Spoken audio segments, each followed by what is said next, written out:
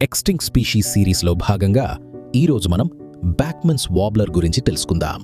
కొన్ని జీవులు చాలా చిన్నవిగా ఉంటాయి, కానీ వాటి కథలు చాలా లోతుగా ఉంటాయి. అదే బ్యాక్మెన్స్ వాబ్లర్. ఇది ఒక చిన్న అందమైన పక్షి.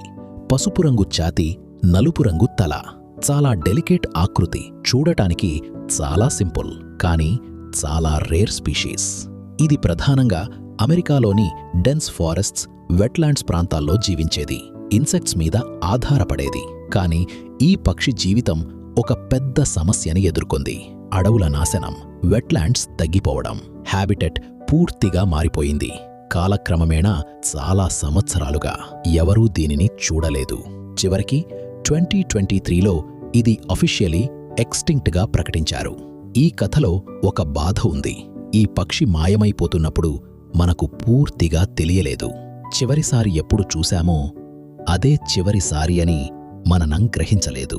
చిన్న జీవులు పెద్ద శబ్దం చేయవు, అందుకే వాటి అంతం కూడా నిశ్శబ్దంగా జరుగుతుంది.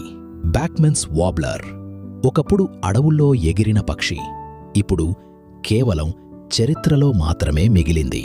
చిన్న జీవుల కథలు నిశ్శబ్దంగా ముగుస్తాయి. మనం గమనించేలోపే ప్రకృతి మారిపోతుంది.